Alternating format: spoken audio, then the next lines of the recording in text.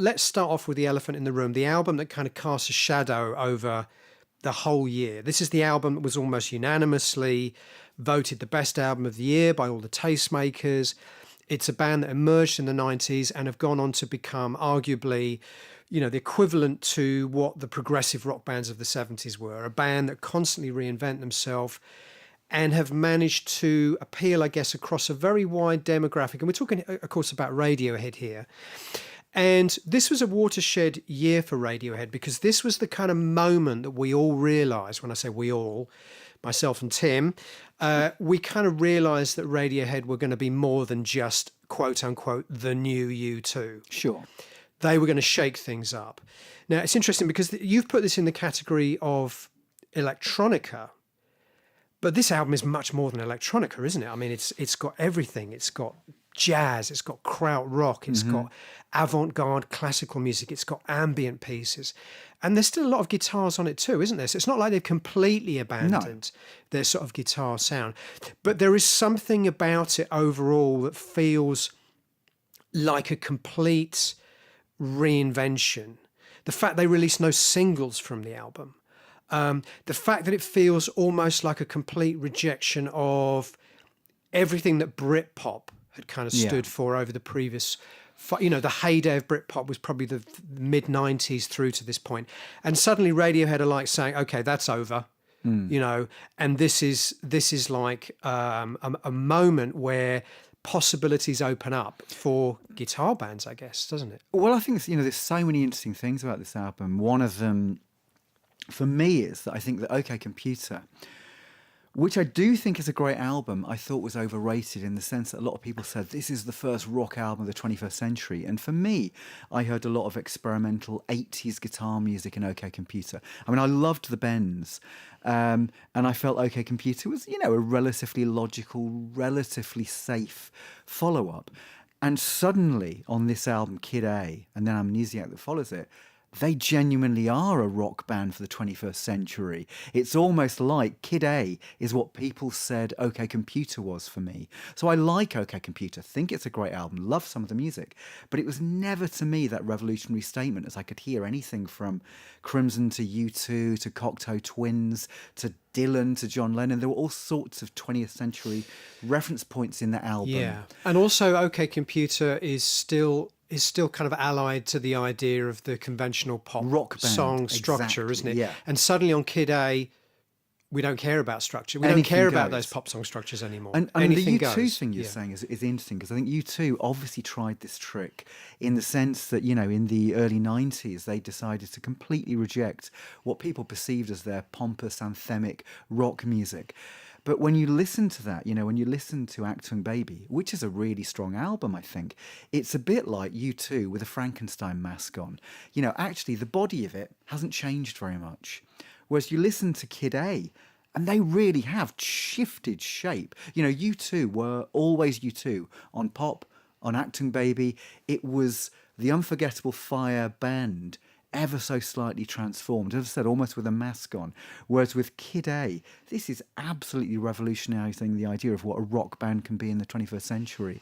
And you feel that when they're entering electronica or ambient, these are 100% immersions into it. And isn't that the magic trick that Radiohead have managed to pull off? And now, Tom and Johnny are working as a Smile, essentially an extension. It feels like an extension of Radiohead to me.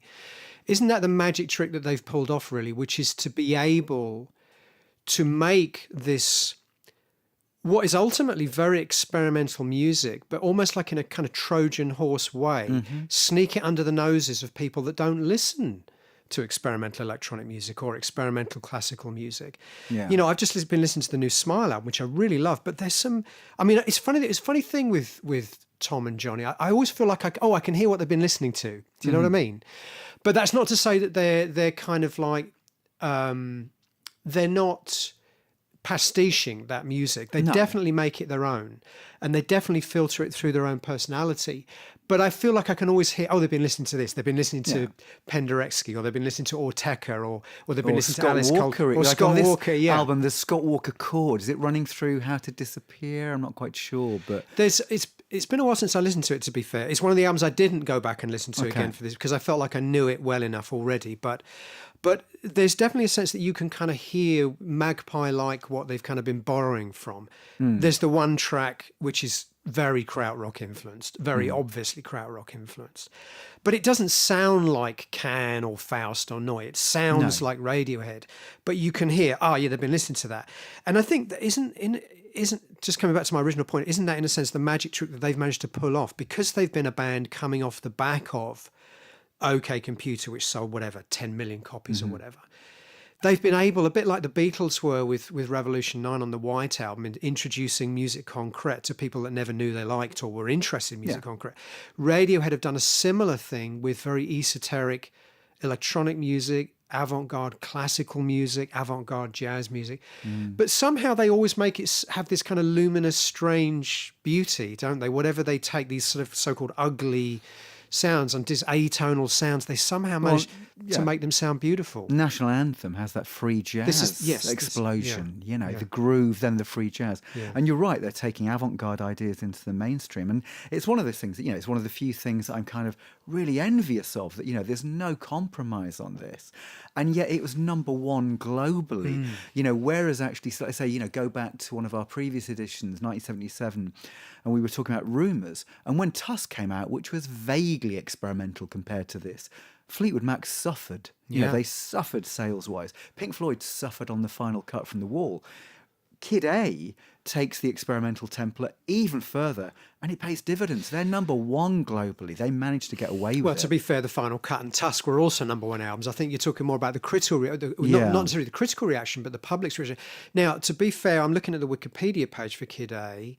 At the time, allegedly, apparently, according to this, it had very mixed reviews and a very mixed response. Right. But I think its stature, because it was a shock. It was a shock.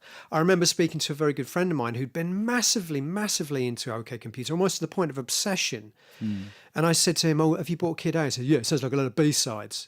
And there had been a sense that Radiohead had been hinting at what they were going to do on Kid A on the B-sides for OK Computer. I don't know if you're familiar with some of those B-sides from that. Yeah. And they're great. And suddenly Kid A is a whole album of these quote-unquote B-sides, and he didn't get it at all. But I think its stature has grown and grown because it's now seen as, I mean, you kind of alluded to this in a way, in your kind of intro about the album. It's seen as the first album that indicates where rock music can go in the 21st century. And part of me is slightly disappointed that it hasn't been more of an influence.